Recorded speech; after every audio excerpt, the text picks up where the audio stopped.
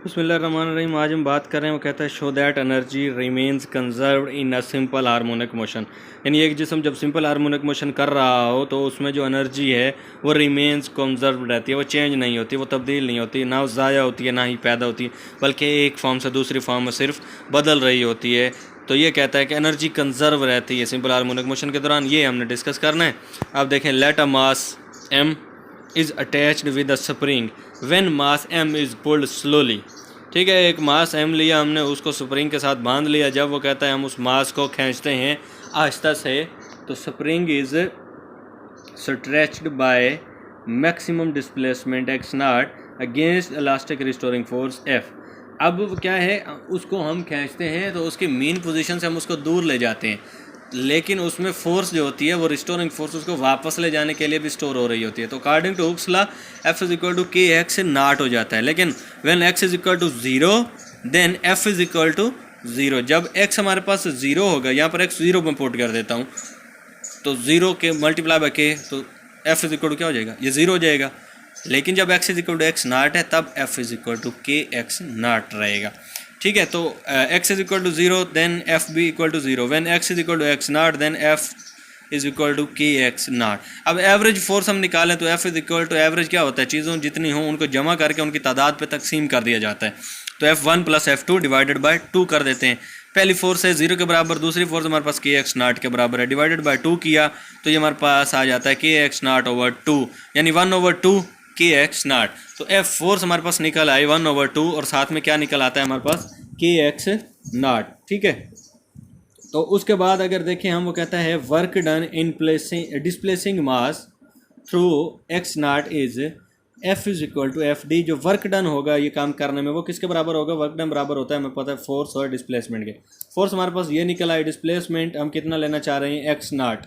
Force की value निकालते हैं 1/2 के एक्स नॉट और डिस्प्लेसमेंट की वैल्यू साथ में लिखते हैं कि एक्स नॉट। तो ये हमारे पास आ जाता है 1/2 के एक्स नॉट का स्केयर, जो कि क्वेश्चन 2 का नाम 1 हमने उसको दे दिया। अब ये हमारे पास वर्क डन की वैल्यू निकल आई कि 1/2 के एक्स नॉट स्केयर, ये हमारे पास वर्क डन के बराबर आ गया बा। अब मैक्सिमम पोटेंशियल एनर्जी चेक करते हैं। देखिए, पोटेंशियल एनर्जी मैक्सिमम कितनी हो सकती है कि एक जिस्म में जितना पोटेंशियल हो वो उतना ही काम कर सकता है। अगर आप में जितना पोटेंशियल है आप उतना ही काम कर सकेंगे, उससे ज़्यादा काम नहीं कर सकते। इस तरह के एक शॉर्ट क्वेश्चन भी आप शायद 3rd या 4th चैप्टर में पढ़ चुके हैं, जिसकी एक्सरसाइज में था कि if a body has 1 joule potential energy what does mean it. तो आपने उसका आंसर लिखा है does mean it has ability to do work done of 1 joule. तो मतलब जितना जिस चीज़ में पोटेंशियल एनर्जी होती है वो उतना ही वर्क डन कर सकता है। तो मैक्सिमम जो वर्क डन ये हुआ, हम लगा लेते हैं कि इसमें मैक्सिमम पोटेंशियल एनर्जी इतनी है। ठीक है, उसके बाद इंस्टेंटेनियस पोटेंशियल एनर्जी चेक करें। If a body has displacement x कोई भी जगह है जिस पर हम अब उसकी पोटेंशियल एनर्जी चेक करना चाह रहे हैं, तो मैं लिखूंगा पी इंस्टेंट INST यानी instantaneous potential energy is equal to 1/2, यही बात 1/2 के, ये तो है बिल्कुल मैक्सिमम। हम एक्स पर चेक करना चाह रहे हैं तो एक्स नॉट की जगह क्या आ जाएगा, एक्स बस, तो ये एक्स स्क्वायर हो जाएगा। ये इंस्टेंटेनियस पोटेंशियल एनर्जी आपके पास निकल आएगी। उसके बाद जो है मिनिमम पोटेंशियल एनर्जी की बात करें तो मिनिमम पोटेंशियल एनर्जी वो लिखता है X is equal to zero, यानी एट मीन पोजीशन जो पोटेंशियल एनर्जी होती है वो ज़ीरो होती है। ये ऐसे ही है कि पोटेंशियल एनर्जी किसी भी जिस्म में उसकी पोजीशन की वजह से स्टोर्ड एनर्जी होती है। तो जितनी हाइट बढ़ती जाती है mgh पोटेंशियल एनर्जी का फार्मूला, तो हाइट जितनी बढ़ती जाती है पोटेंशियल एनर्जी भी उतनी ही ज़्यादा होती जाती है। मीन पोजीशन पर तो हाइट वो ज़ीरो होती है बिल्कुल, तो mgh h की वैल्यू आप ज़ीरो पुट करेंगे तो पोटेंशियल एनर्जी ज़ीरो हो जाएगी ना। तो वही देखें अब मीन पोजीशन पर पोटेंशियल एनर्जी मिनिमम कब, जब x is equal to zero होना चाहिए। तो हमने लिखा potential energy minimum is equal to 1/2 के एक्स की वैल्यू ज़ीरो का स्क्वायर, तो ये क्या बन जाएगा हमारे पास, ये ज़ीरो हो जाएगा। तो पोटेंशियल एनर्जी मिनिमम होती है जब X is equal to zero होना चाहिए। तो अब उसके बाद है काइनेटिक एनर्जी की बात करें तो kinetic energy instantaneous kinetic energy सबसे पहले फाइंड आउट करते हैं। हमें पता है काइनेटिक एनर्जी इंस्टेंटेनियस फार्मूला होता है 1/2 mv square. We know that v की वैल्यू है हमारे पास x नॉट अंडर रूट के over m into 1 minus X square over X naught square. ये वाला जो v है ये v का स्क्वायर है, ये v की वैल्यू हमारे पास ये होती है। इस v की वैल्यू वहाँ पर लिख के उसका स्क्वायर करते हैं। तो देखिए putting the value in equation 5, जो ऊपर हमने ये इक्वेशन 5 बनाई है उसमें v की वैल्यू लिखी, kinetic energy instantaneous is equal to 1/2m, ये 1/2m वैसे के वैसे, अंदर लिखा है v की वैल्यू ये वाली सारी, और v का होल स्क्वायर किया, ये बंद करके ये वाला हमने होल स्क्वायर किया। अब क्या करना है, अब हम सिंपल जो है ये तरह देखें 1/2m वैसे के वैसे, अब यहाँ पर इसका स्क्वायर करेंगे तो x नॉट स्क्वायर बन जाएगा, ठीक है। बाकी ये अंडर रूट में जितनी चीज़ है उसका जब स्क्वायर करेंगे तो अंडर रूट से उसका स्क्वायर कैंसिल हो जाएगा। तो अंडर रूट में हमारे पास क्या चीज़ है, k/m वैसे के वैसे 1 - x² x नॉट स्क्वायर वैसे के वैसे, इसकी सिर्फ अंडर रूट ऊपर उड़ जाएगी। अब m से m हो जाएगा कैंसिल, तो 1/2, उसके बाद k x नॉट स्क्वायर और साथ में 1 - x² x नॉट स्क्वायर, ये वाली फैक्टर बच जाएगा। अब इसको अंदर करें मल्टीप्लाई, 1/2 के x नॉट स्क्वायर 1 से मल्टीप्लाई होके वही चीज़ वापस आ जाएगी। और जब इसको मल्टीप्लाई करेंगे इस वाले फैक्टर के साथ, यहाँ x नॉट स्क्वायर मल्टीप्लाई हो रहा है, इधर डिवाइड हो रहा है, तो इससे ये वाला कैंसिल हो जाएगा। तो सिंपल हमारे पास क्या बचेगा, 1/2 के x²। तो ये वाली बात, ये हमारे पास काइनेटिक एट इंस्टेंट निकल आई। काइनेटिक एनर्जी किसी भी इंस्टेंट पर हमारे पास इसके बराबर होती है। उसके बाद अगर हम मैक्सिमम काइनेटिक एनर्जी की बात करें तो वो मैक्सिमम काइनेटिक एनर्जी हमारे पास होती है जब x इज इक्वल टू 0 होगा।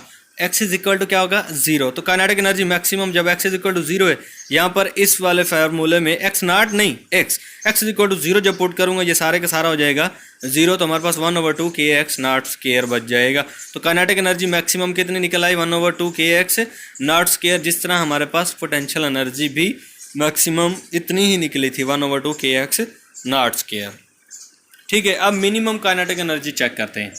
मिनिमम काइनेटिक एनर्जी होती है एट एक्सट्रीम पोजीशन। देखें, काइनेटिक एनर्जी किसी भी जिस्म में होती है उसकी हरकत की वजह से। जब भी चीज़ अपनी मैक्सिमम हाइट पर या मैक्सिमम पॉइंट पर पहुंचती है, जैसे बिल फर्ज में एक बॉल लूँ, बॉल को मैं अपने हाथ से ऊपर की तरफ फेंकूँ, जब वो अपनी मैक्सिमम हाइट पर पहुंचेगा तो कुछ थोड़े से लम्हे के लिए वो वहाँ पर रुकता है, मतलब उसकी वेलोसिटी 0 होती है। कहाँ, अपनी मैक्सिमम हाइट पर। तो पोटेंशियल एनर्जी काइनेटिक एनर्जी जो है वो मिनिमम होगी जब उसकी हाइट मैक्सिमम होगी। तो x is equal to x naught, ठीक है। काइनेटिक एनर्जी पुट की हमने 1/2 के x नॉट स्क्वायर, वैसे के वैसे जो हमारे पास रिलेशन था, हमने x को x नॉट के इक्वल पुट किया कि उसकी हम मैक्सिमम लेना चाह रहे हैं डिस्टेंस। तो x को जब ये वाला रिलेशन है, इस x की जगह मैं x नॉट स्क्वायर पुट करूंगा तो देखिए 1/2 के x नॉट स्क्वायर माइनस 1/2 के x नॉट स्क्वायर, ये क्या हो जाएगा, 0। तो काइनेटिक एनर्जी हमारे पास क्या आ जाएगी, 0, यानी मिनिमम। तो अब हम बात करते हैं टोटल एनर्जी की। देखें, हमने काइनेटिक एनर्जी मैक्सिमम, मिनिमम और इंस्टेंट पे चेक की, पोटेंशियल एनर्जी भी मैक्सिमम, मिनिमम और इंस्टेंटेनियस पे चेक की। अब टोटल एनर्जी देखते हैं वो कितने निकलती है। Total energy kinetic energy instantaneous plus potential energy instantaneous. तो हमारे पास जो काइनेटिक एनर्जी एट इंस्टेंट निकली थी वो थी 1/2 के x नॉट स्क्वायर माइनस 1/2 के x स्क्वायर, और जो पोटेंशियल एनर्जी एट इंस्टेंट निकली थी वो प्लस 1/2 के x स्क्वायर था। अब ये प्लस जो प्लस के है और ये वाली फॉर्म जो है ये बराबर, ये माइनस में है, तो ये दोनों आपस में कैंसिल हो जाएंगी। तो टोटल एनर्जी भी हमारे पास 1/2 के x नॉट स्क्वायर निकलती है। हमने पोटेंशियल एनर्जी चेक की, वो भी हमारे पास क्या निकलती थी, मैक्सिमम जो थी पोटेंशियल एनर्जी वो 1/2 के x नॉट स्क्वायर थी। काइनेटिक एनर्जी हमने मैक्सिमम चेक की, वो भी 1/2 के x नॉट स्क्वायर थी। अब टोटल एनर्जी हमने चेक की तो ये भी 1/2 की x नॉट स्क्वायर निकल रही है। मतलब एनर्जी चाहे काइनेटिक थी या पोटेंशियल थी वो कंजर्व ही रही है, वो चेंज नहीं हुई, वो ज़ाया नहीं हुई। तो यही बात हमने डिस्कस करनी थी। अब ये देखें ज़रा वो क्या कहता है। कहता है this result shows that total energy of a body and spring remains constant everywhere in its path. वो स्प्रिंग की जो मोशन थी वो कहीं पर भी रही है, वो कहता है उसकी एनर्जी जो थी वो रिमेन्स कांस्टेंट थी, वो एनर्जी ज़ाया नहीं हो रही थी। अब यहाँ पर दो बातें, ये बहुत वीआईपी उसने पॉइंट्स लिखे हैं। एट एक्सट्रीम पोजीशन, जब वो उसकी मोशन जो थी एक्सट्रीम पोजीशन पे पहुँचती थी, काइनेटिक 0 और पोटेंशियल मैक्सिमम होती थी। क्योंकि एक्सट्रीम पोजीशन पे देखें ना, पोजीशन की वजह से स्टोर एनर्जी पोटेंशियल होती है। तो एक्सट्रीम पोजीशन पे उसकी वेलोसिटी 0 होती है, जिसकी वजह से काइनेटिक 0 हो जाती है। हाफ mv स्क्वायर होता है ना इसका फार्मूला, v स्क्वायर, तो वहाँ पर वेलोसिटी 0 हो जाती है, तो काइनेटिक 0 होती थी एक्सट्रीम पर। उसी के बरक्स अगर आप देखें एट मीन पोजीशन तो काइनेटिक मैक्सिमम है और पोटेंशियल 0 है। एक्सट्रीम पर काइनेटिक 0 और मीन पर काइनेटिक मैक्सिमम। उसी तरह एक्सट्रीम पर पोटेंशियल एनर्जी मैक्सिमम लेकिन मीन पर पोटेंशियल एनर्जी 0। ये चेंजिंग्स तो होती रही हैं, लेकिन टोटल एनर्जी क्या रही है? टोटल एनर्जी हमारे पास कांस्टेंट रही है, कंजर्व्ड रही है। तो अब ये कहता है but total energy remains constant, this is law of conservation of energy. उम्मीद करता हूँ आज का लेक्चर आपको समझ आया होगा। अगर कहीं से समझ नहीं आया तो आप नीचे मुझसे कमेंट में पूछ सकते हैं। अल्लाह हाफिज़।